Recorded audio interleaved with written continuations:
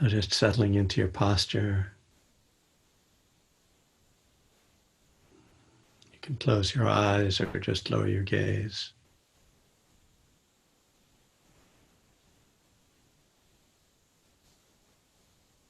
Bringing awareness into the body.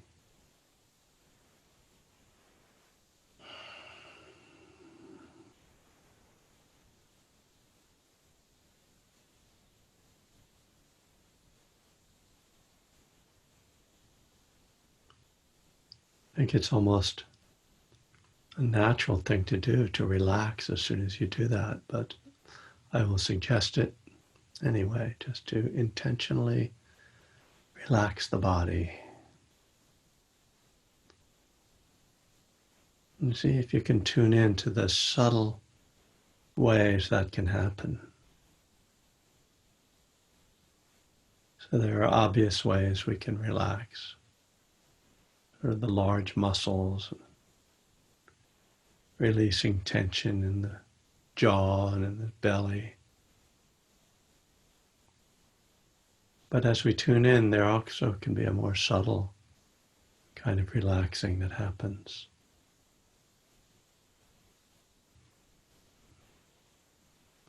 Almost a relaxation on the energetic level.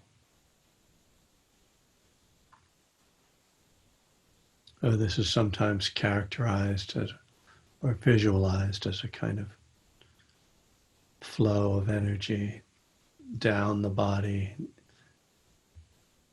into the earth, so flowing out of the body, all tension, and into the earth. And this also has the added element of feeling ourselves connected to the earth.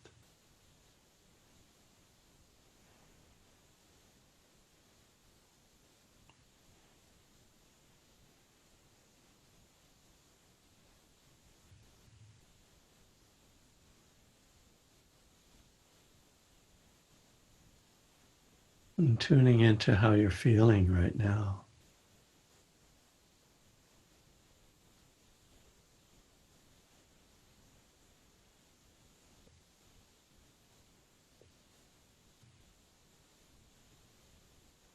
With a theme tonight of depression and working with that through our practice and through our recovery. One of the things that creates problems is when we don't let ourselves feel, when we avoid paying attention to our feelings and the way that they then infiltrate our mind and our thinking.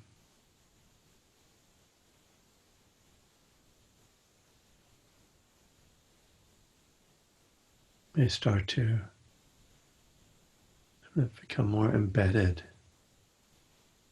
more like a norm that we're just letting be there by not addressing it.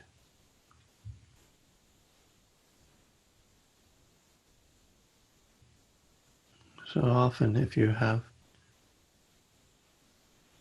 difficult relationship with your emotions, there is this way in which we try to avoid. Of course, that's part of addiction itself.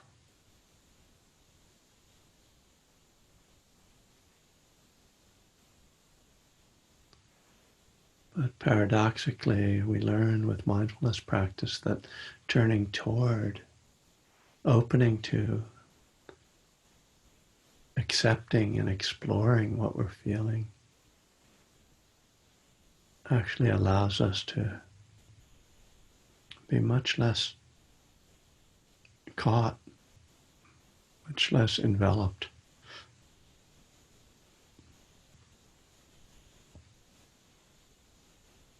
Feelings become something more like the weather, something that we understand comes and goes, sometimes unpleasant, sometimes pleasant, but not personal, not defining of who we are, not something we're trapped in. And so this gives us, or can give us, the confidence to allow feelings to come and go. The meditation doesn't fix the feelings, but first of all, it changes our relationship to them.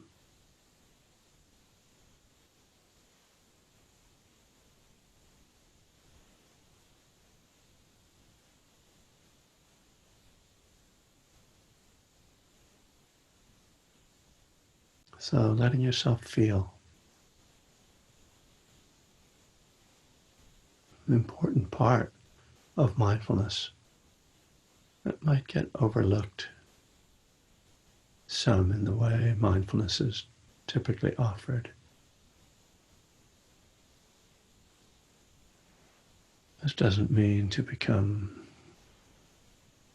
overly caught up in feelings where we become kind of narcissistic, just only interested in what we're feeling.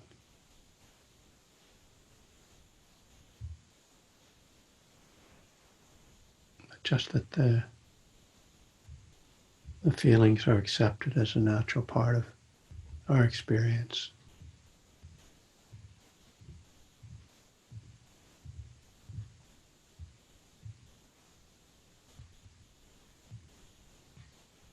And connecting with the breath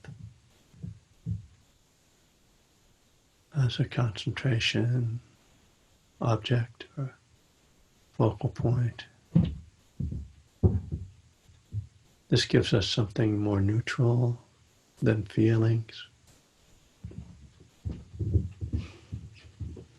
Kind of refuge. It's a safe refuge, not an avoidance. So even if we are feeling, we can breathe with the feelings. This is another way that we disidentify with the feelings.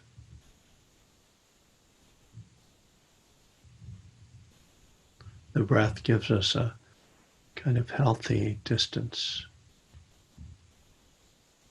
not a trying to get away kind of distance, but an observing distance, one that lets us see what feelings really are. We aren't trapped.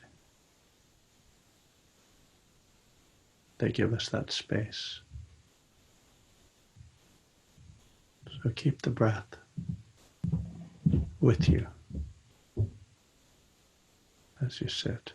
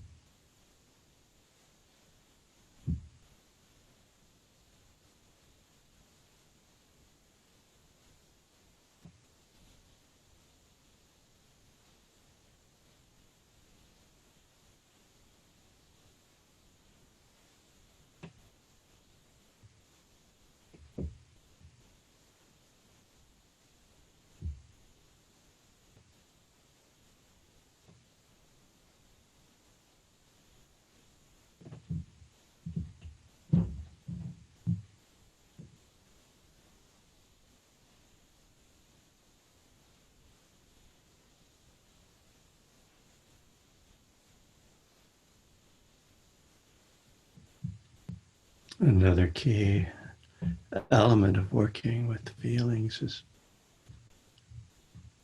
seeing the relationship between thoughts and feelings.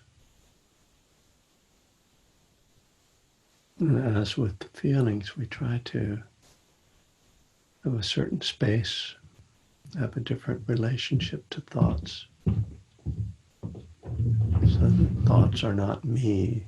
They don't reflect some reality or truth. Rather, just words and images appearing in the mind, conditioned, created out of causes and conditions. And we start to see how thoughts trigger feelings, feelings trigger thoughts. And this conditionality becomes more apparent. And again, we identify less by seeing that. It's like seeing how the magician does his trick. It's no more so beguiling. We see through it.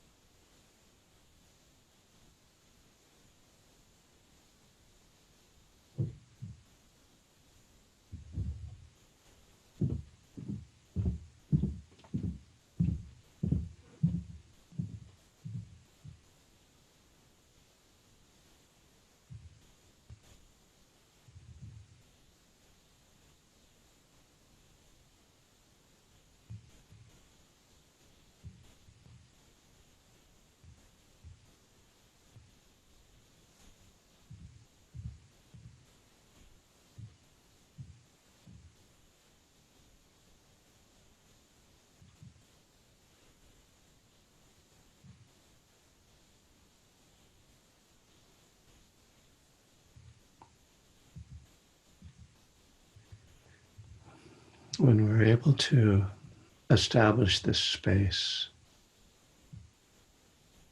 between awareness and thoughts and feelings, it's quite natural for at least a bit more peace to come.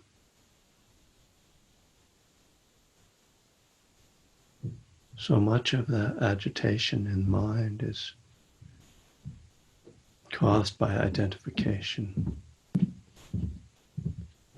by being lost in a thought, or lost in a feeling, lost in a memory or a plan or a resentment, a judgment. And when we see through those things and identify less with them, there's a natural kind of default to a more calm state.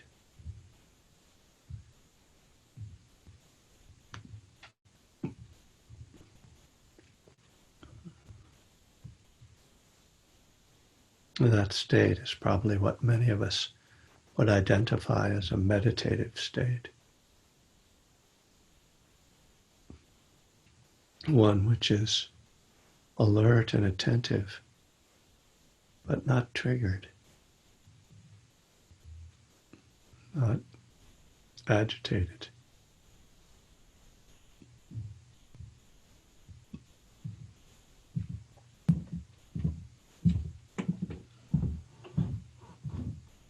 It's just a feeling of ease.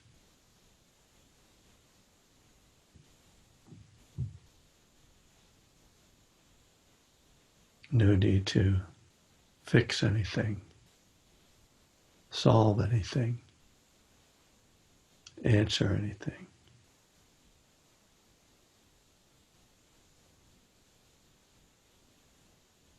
Just enjoying being.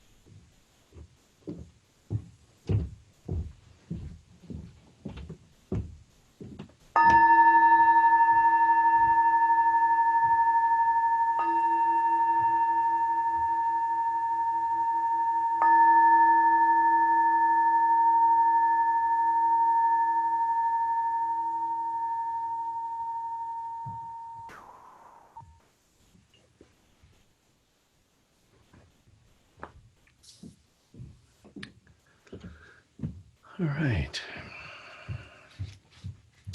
So, I have some notes here.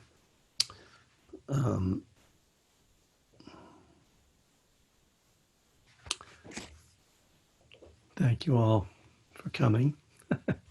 Or, I don't know if you came somewhere technically, but for joining us.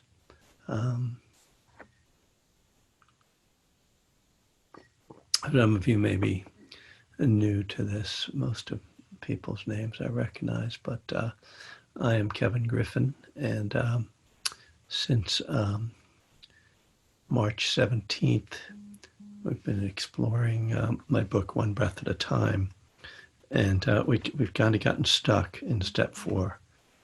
My phone is making noise, so I'm going to tell it to stop. And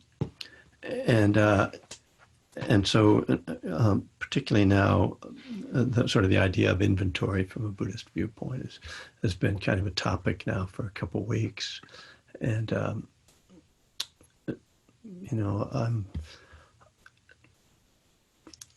as I do this, as I have this class, if you want to call it a class, I'm just doing what feels like the next right thing to do. And, as I find something like this interesting, I hope that my reflections are useful and interesting to others. So, as I said in the opening, we've been talking about the 5 hindrances, and so we spent a couple of sessions on desire, and now talking about aversion, and then I wanted to talk about aversion in relation to depression, but start with this image that we've talked about in previous sessions that the Buddha gives, similes for the different hindrances, and the one he gives for aversion is it's like a chronic disease. And that struck me as being, first of all, what depression is. Very often a chronic relapsing disease, and also what addiction is, a chronic relapsing disease or condition. Even people debate this term, whether it's a disease or not. Not that interested in debates like that. It's a thing that keeps happening over and over. But chronic relapsing, and one of the things that's disturbing, as when you've had serious depression, is when they tell you that, oh yeah, if you've ever had a depressive, whatever they call it, state, been in a clinical depression, then that makes it more likely that you'll have one again. And thanks for telling me that, right? Because that thought can trigger mood, and so that's one of the things about depression that's so important, I think, is our relationship to the very idea. And this is where Dharma obviously makes a connection with it. So one of the ways we can think about depression in relation to aversion is that depression is like a chronic disease, but it's also an aversive. It's having an aversion to the way you are feeling, and an aversion to your own thoughts, and both of those forms of aversion, they create feedback loops. And this is one of the things that's so critical to interrupting, is that when we have a painful emotion, it's natural to start thinking about it. And this is one of the things that the MBCT people, mindfulness-based cognitive therapy people, talk about, and part of what I was reading today, but that I've looked at a lot, is that we start thinking about it because our ordinary way of problem solving is to think about things and solve problems with our mind. But depressive feelings don't respond to that kind of solving. And in fact, the thinking itself creates a negative effect. You're trying to, as they say, close a gap that you can't close with your mind. So instead, you're creating this feeling of that you kind of can't be solved, and this creates this negative loop. Let me see if I can find that particular quote. And I want to share too, for those who are really interested in this, this is, I think, the most useful book for like just helping yourself. The Mindful Way Through Depression. It was written by the people who created mindfulness-based cognitive therapy. This is for the therapists in the crowd, but also a helpful book. But they created this book more for therapists, and then they realized, well, why do we just want to give it to therapists? So the Mindful Way Through Depression really it's very simple, what they say. And I remember first reading it and thinking, I already know all this. And yet it really kind of pointed to certain ways of applying mindfulness that I wasn't doing in this kind of constructive way. I want to try to see if I can find the particular quote I was thinking of, because I got a little bit lost in my. Let's see. Sometimes I start talking and then I lose what I was trying to say. Here it is. So this is from page 42 of the Mindful Way Through Depression. The Mindful Way Through Depression, yes. Imagine yourself walking along a path by a river on a sunny day. You're feeling a little down, a little out of sorts. At first, you're not really aware of your mood, but then you realize you don't feel very happy. You're also aware that the sun is shining. You think, it's a lovely day. I should be feeling happy. Let that thought sink in. I should be feeling happy.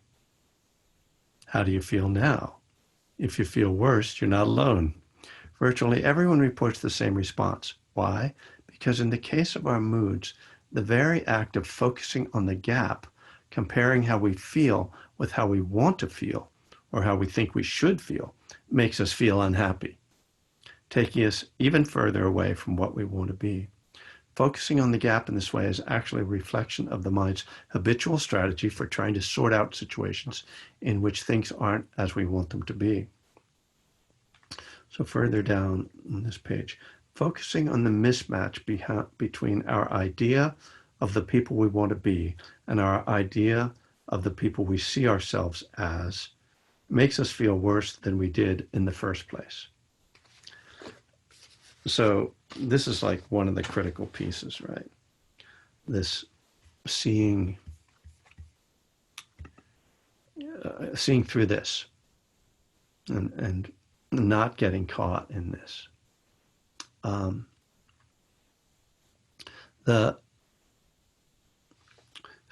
There's feedback loop that I think of. So what I think happens, one of the things that happens with depression is that there might be just an unpleasant, as they describe here, you have a negative thought, but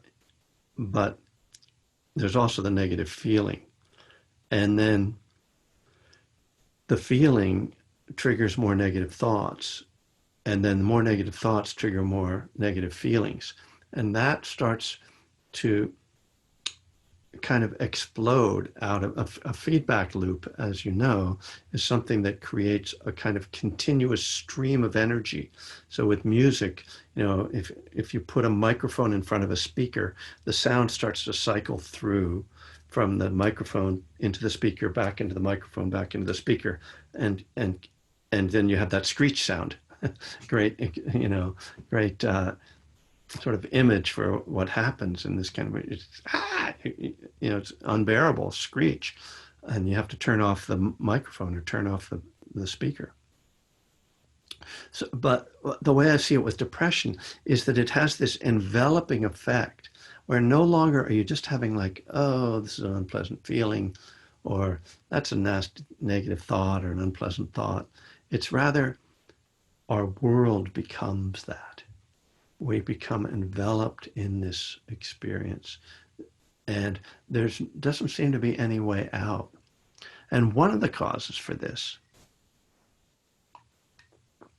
and this is something I discovered on retreat and then read about it. And so I have this both like, okay, scientifically proved and experienced directly, that, which are my favorite kind because it's fairly convincing, that when we are in a particular situation, we'll just say generically, a situation,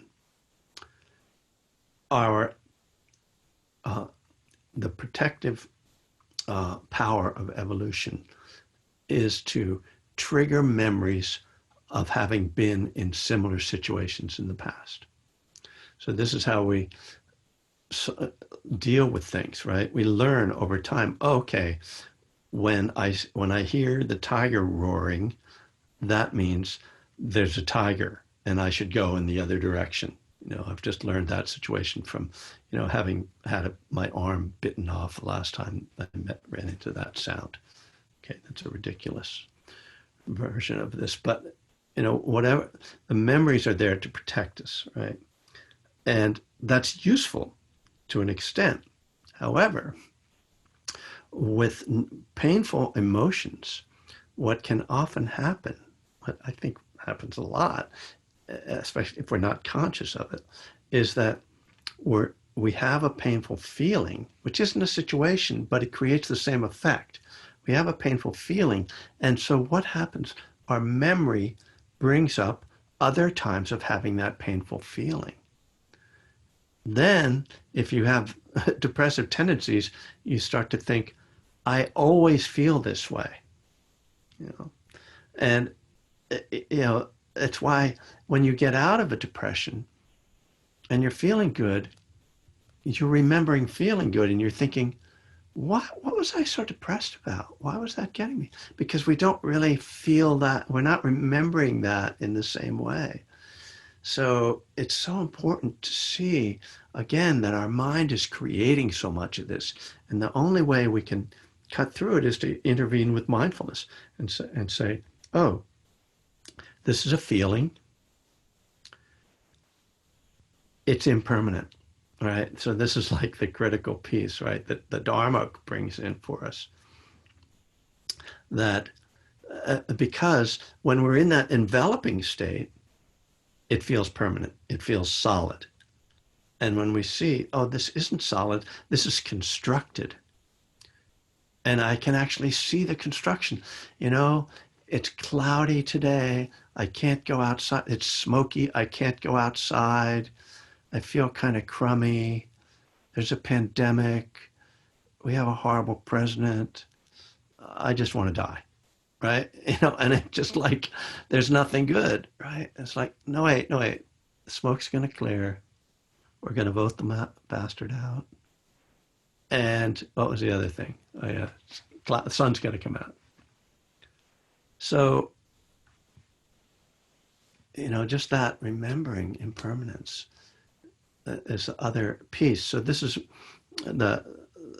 what I call seeing things through the lens of Dharma, which many of you have heard me say, but I'll remind you because I think it's a really helpful view, is to, when we reflect on Dharma on a regular basis, then we tend to, instead of thinking, oh God, this is going to last forever, we think, oh, this isn't going to last forever. Just what a key thing to remember all the time.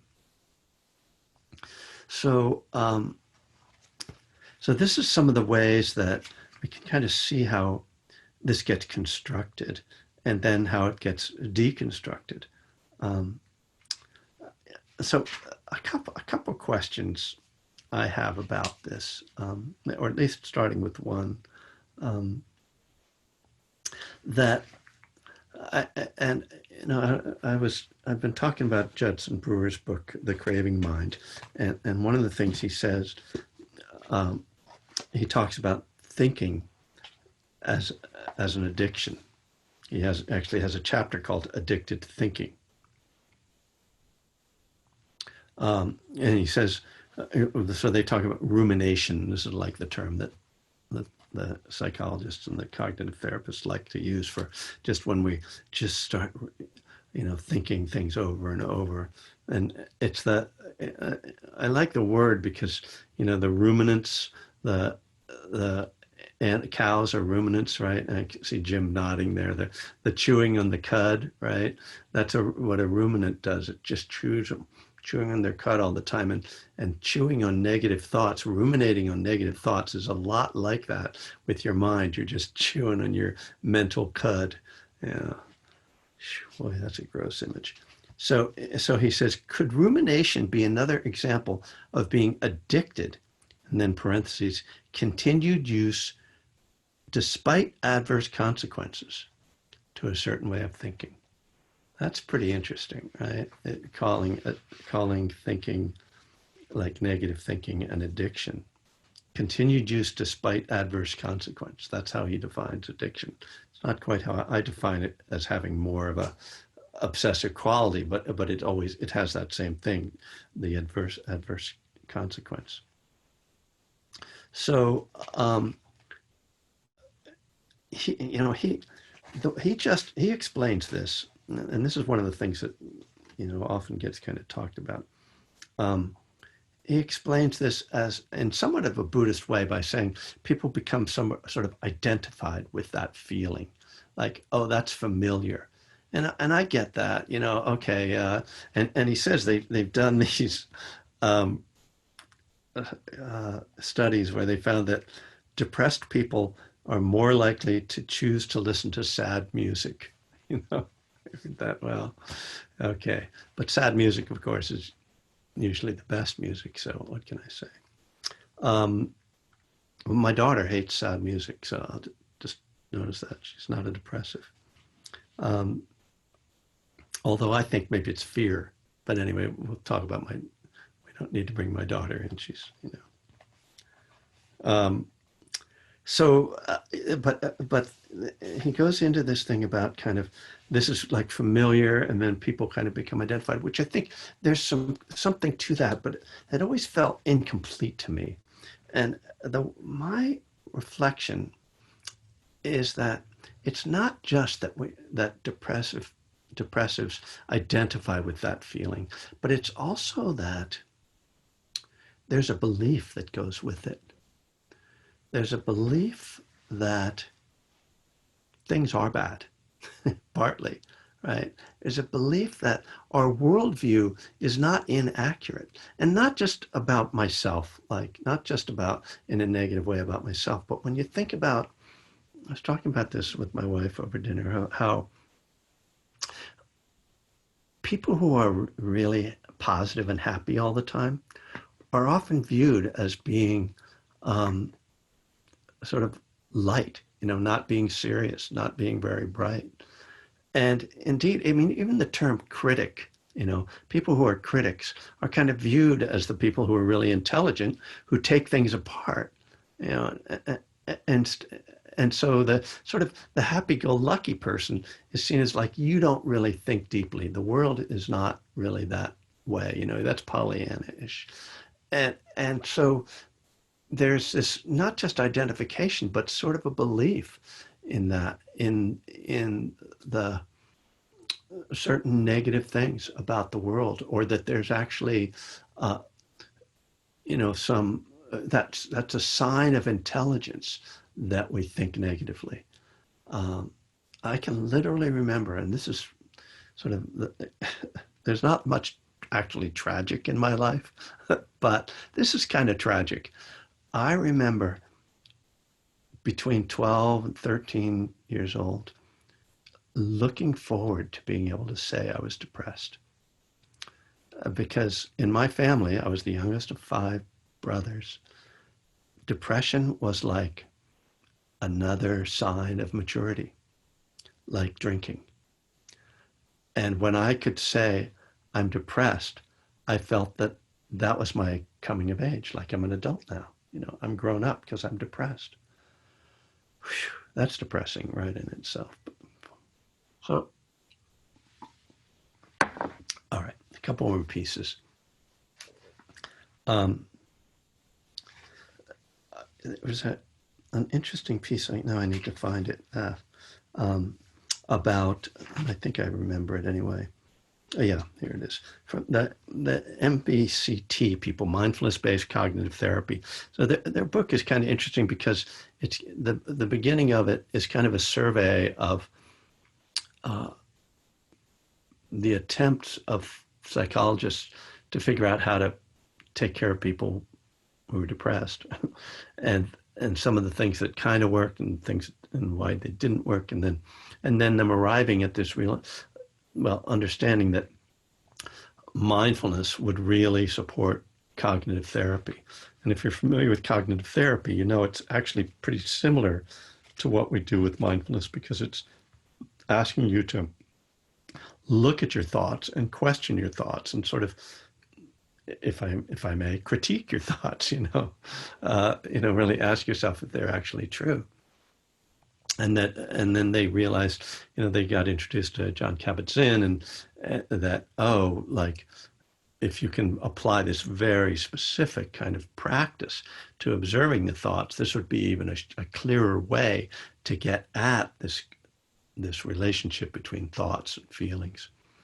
And then they tell the story of how they went to Kabat-Zinn's clinic and said, we want you to teach us we want to learn how you do this so that we can teach it to our clients. And he said, no, that's not how it works. You have to learn to meditate first. And they're like, no, we don't want to meditate. Like, we're just here to be therapists. It's like, no, well, can't help you then, And so they all signed up and started to take the course, and then they realized, oh, right, we need help too. Yeah, this is and they all become pretty devoted meditators. So anyway, that's just a book report on that book. But one of the things that I've found helpful in here in their book was talking about the elements of treatment, which this isn't exactly treatment, but the things that they said help people with depression. One was more pleasure-seeking or pleasure-giving activities, or more joy in their lives, which makes sense, pretty obvious. Of course, this is a risk for addicts, and this is the problems for addicts. One of our many, that, and someone says, well, what do you do for fun? It's like, well, I drink, and then I I sleep with people I don't know. Is that good? No.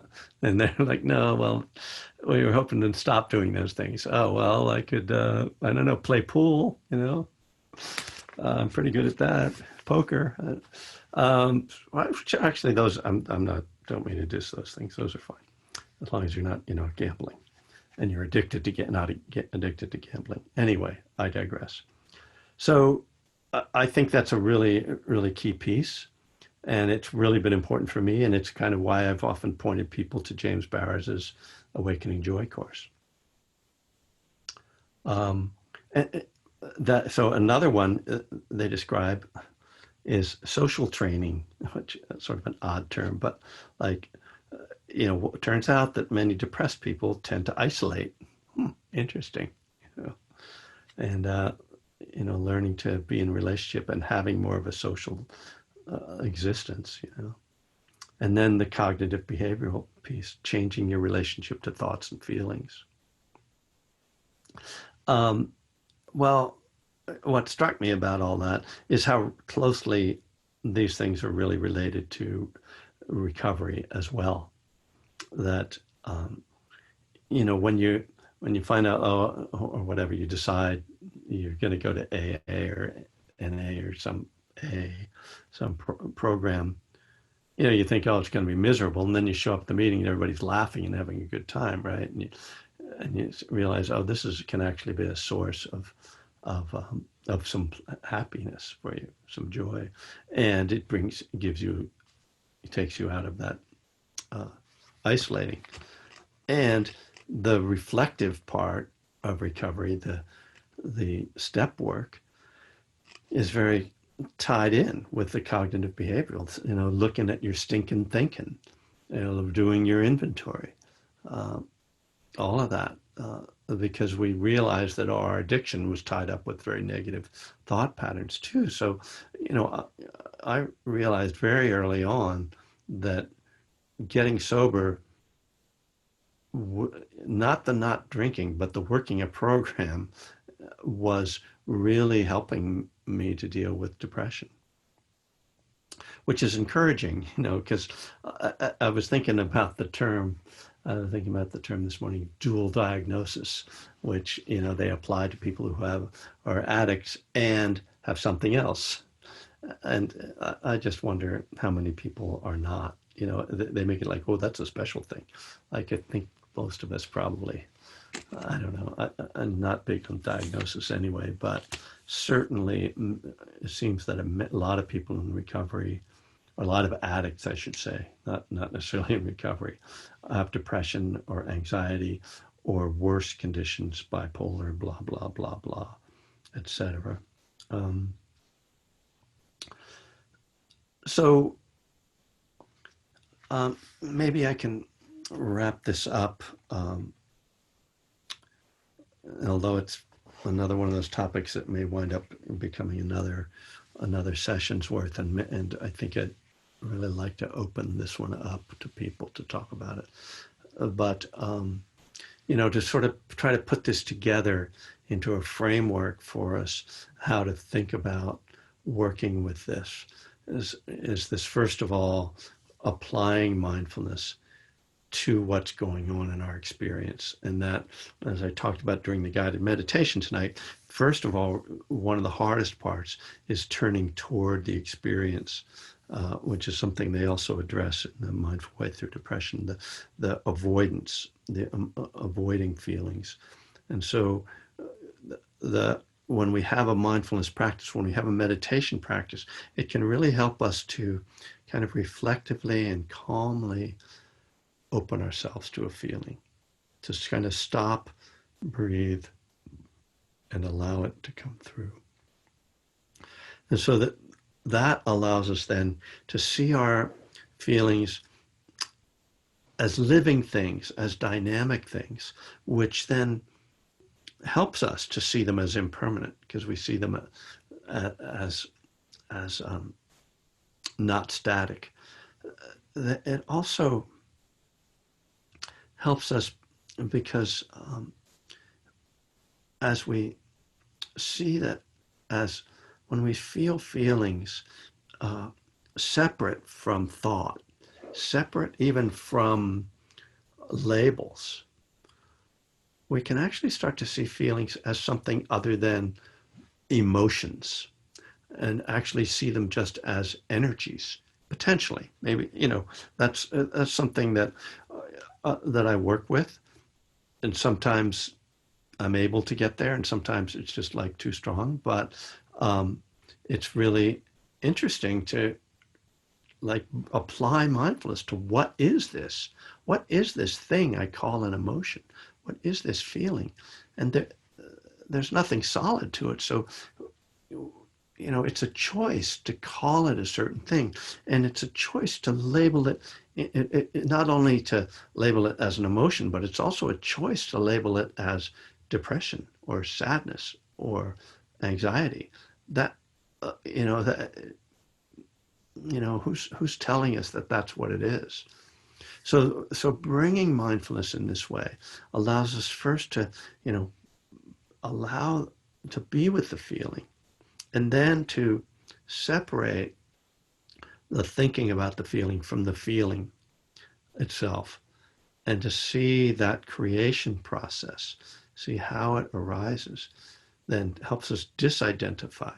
So whether we, tend to identify as depressives, or there are memories about these things, or we just, as I was describing, kind of um, believe in that view, all of that can get deconstructed with this mindfulness that just keeps stepping back and kind of just asking, well, what is happening? What am I experiencing? Is this thought true? Is this feeling permanent? Is this, do I have to? So when I first got depressed uh, as a 14-year-old, uh, I felt that the feeling was conveying information. And the information the feeling was conveying to me was, not only is there nothing I can do about this, but I just think I'll lie down right now because I don't feel like doing anything, because it made me not want to do anything, right? Everything lost its interest. This part of one of the effects of depression, right? You know, sports, books, people, nothing was uh, appealing anymore. And so that, of course, reinforces when you're passive, there's no energy, and energy is, you're not moving or doing anything, then there is a tendency to stay stuck in it. So this not believing the thoughts, not believing the feelings that the thought that are telling you things, and then having a plan. And that's another reason why a recovery program is so helpful, because a recovery program says you show up no matter what. You this is what you do. And these are the things you do to take care of yourself.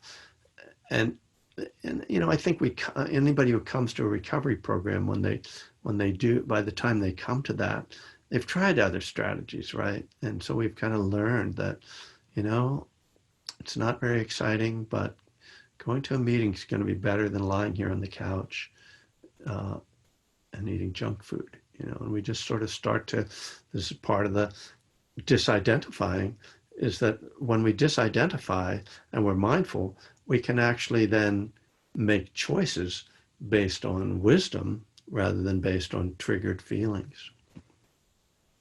So I will, before I close, I will respond to this question from Sherry. Thank you.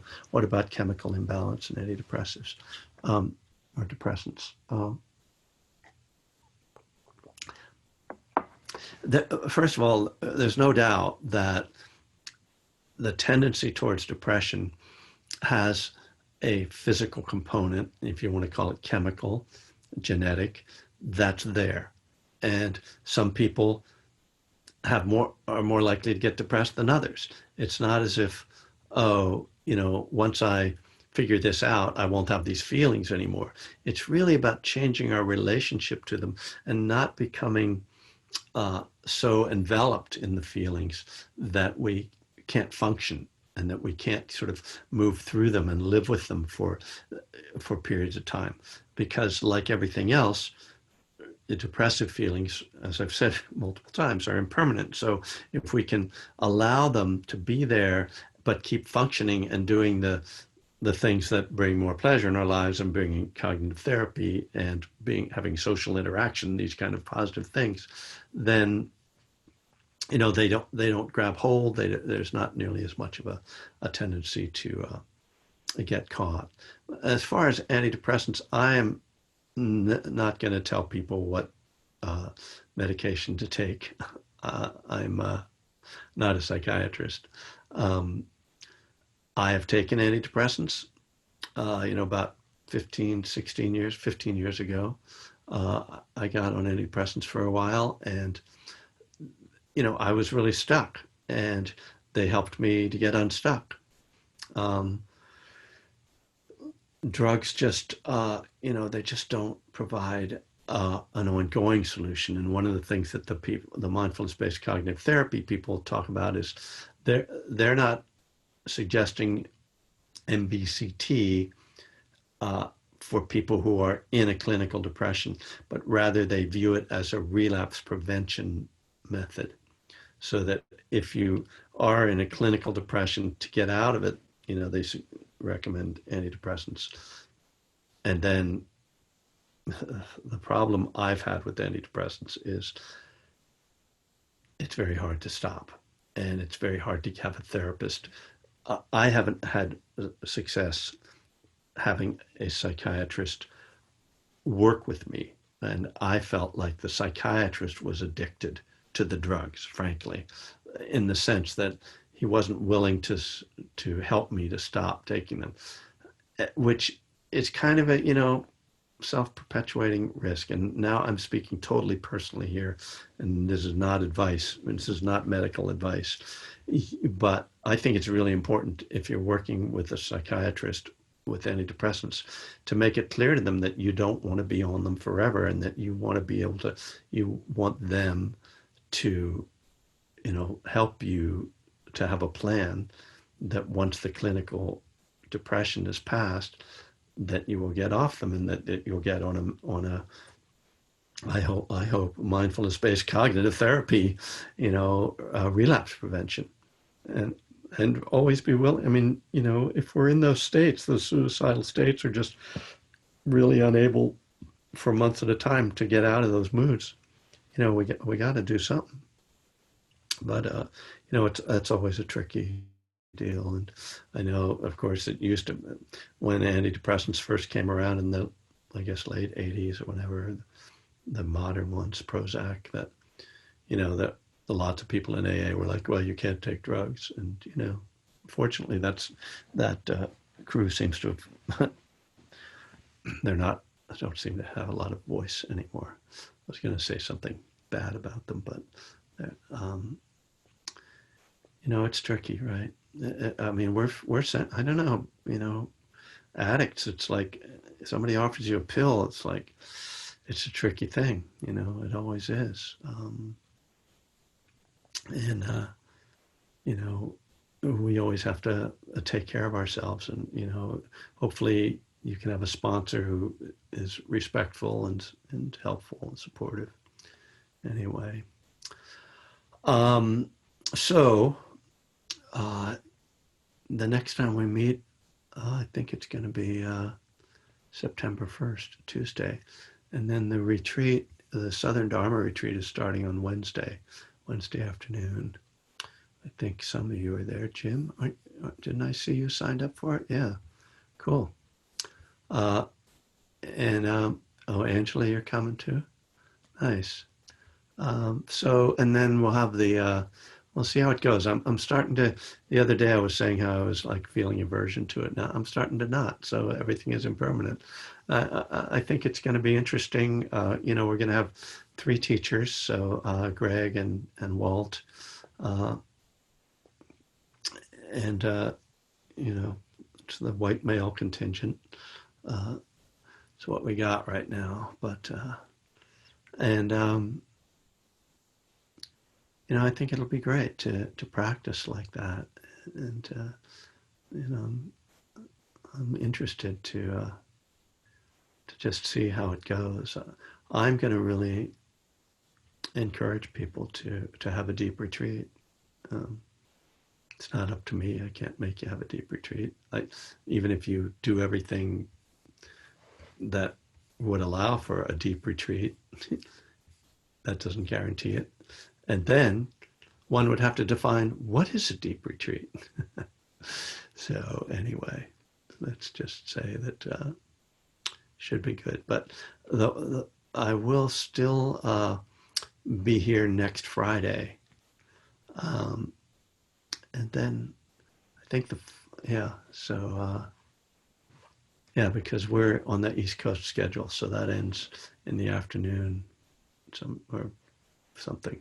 Anyway, that's on the Southern Dharma Zoom thing. So, I hope you are well internally and externally, doing what you can for yourself and for others, for this world.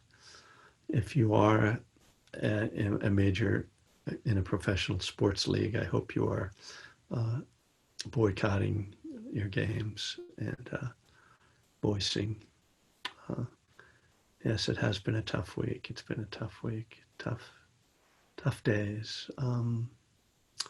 I am I will tell you that tomorrow my daughter is training me to start calling people in Pennsylvania. So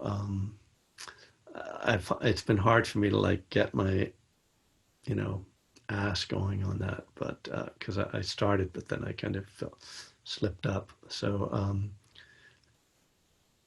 I might ask her if she wants to, you know, get other volunteers, and then I'll, you know, see if any of you guys want to get trained up. It's not what it's not fun, you know, to just call people and say, "Hi, I'm Kevin.